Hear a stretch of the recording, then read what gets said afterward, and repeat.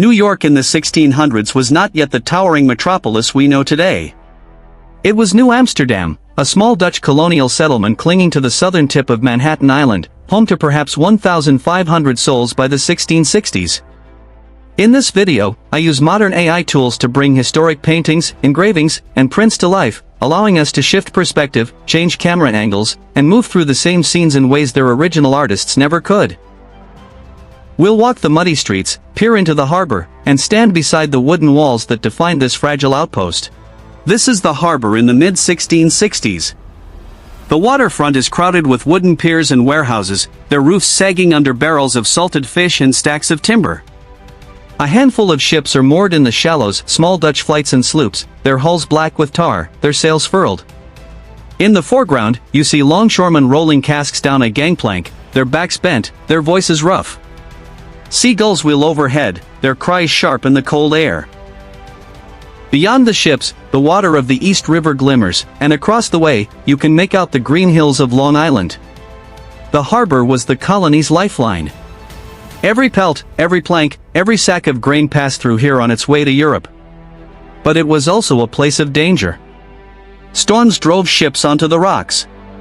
Smallpox and yellow fever arrived on foreign vessels and spread through the cramped streets.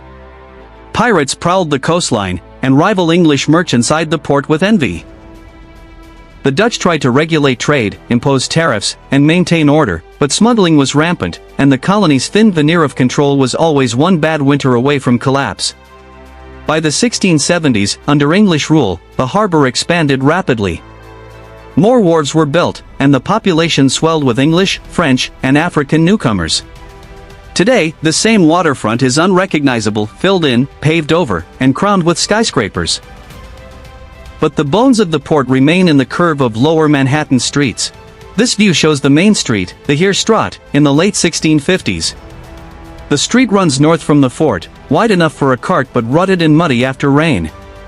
On either side stand narrow houses, 2 or 3 stories tall, built in the Dutch style with stepped gable roofs and small leaded glass windows.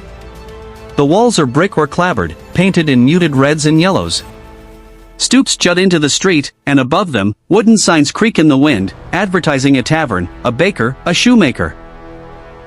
In the mid-ground, you see a woman in a linen cap carrying a basket, a man leading a mule, and a pair of children kicking a ball in the dirt. Life here was intimate and noisy. You'd hear the clatter of wooden clogs on cobblestone, the call of a peddler selling oysters, the squeal of a pig being driven to slaughter.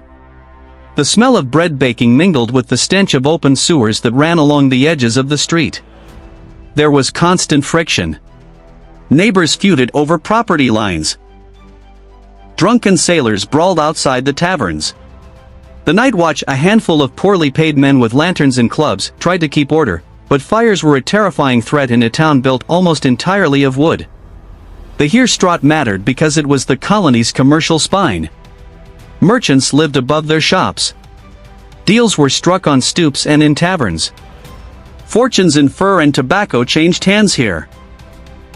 By the 1680s, the street had been renamed Broadway, and it began its long march northward, growing into one of the most famous avenues in the world. Today, you can still walk Broadway from Battery Park upward, tracing the same path those Dutch settlers walked more than 350 years ago. This is the Stadhuis, the city hall, around 1660. It's a modest stone building on the waterfront, 2 stories high with a red-tiled roof and a small bell tower. Originally built as a tavern, it was converted into the seat of government in 1653.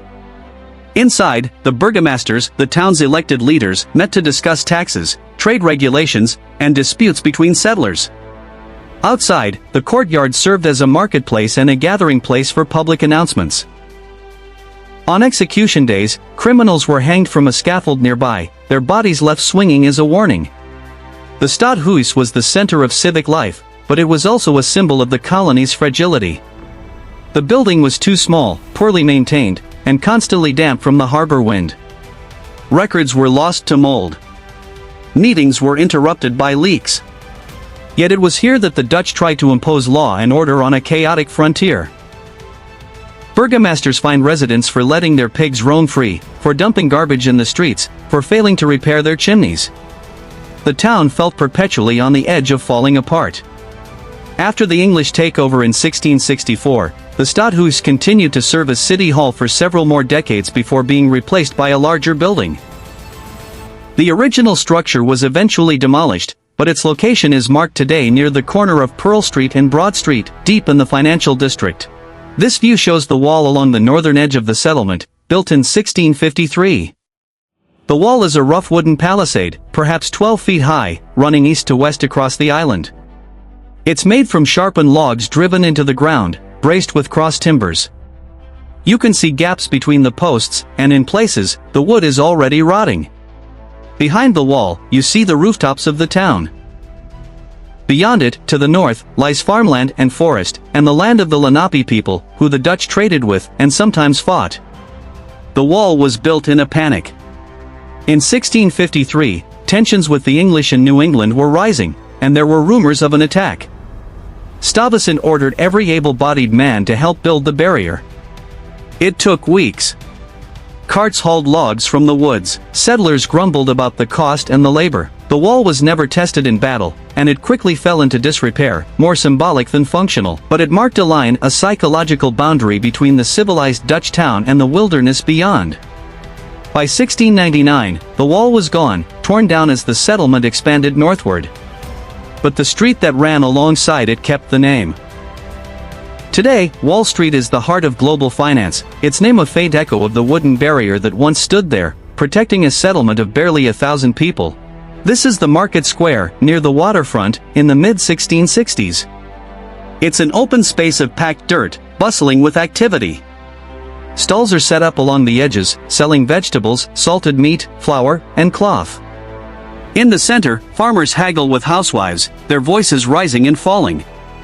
A blacksmith works at a portable forge, sparks flying. Children dart between the stalls. Dogs nose through the garbage. The smell is overwhelming: sweat, manure, fish, smoke. The market was essential. Most families grew their own food, but staples like salt, nails, and gunpowder had to be bought. Prices fluctuated wildly depending on what ships had recently arrived. Disputes over weights and measures were common, and the town appointed official inspectors to prevent cheating. But the market was also a social space. News was exchanged. Gossip spread. Marriages were arranged. It was here that the colony's diversity became most visible: Dutch, English, French Huguenots, Africans, both enslaved and free, and native traders all mingling in the crowd. As the English took over and New York grew, the market expanded and formalized. By the 18th century, covered market buildings replaced the open stalls. Today, the site is buried somewhere beneath the towers of the financial district, but the tradition of public markets endures in places like the Union Square Green Market. If there's another city, another moment, another scene you'd like me to reconstruct, let me know in the comments. Again, thank you so much.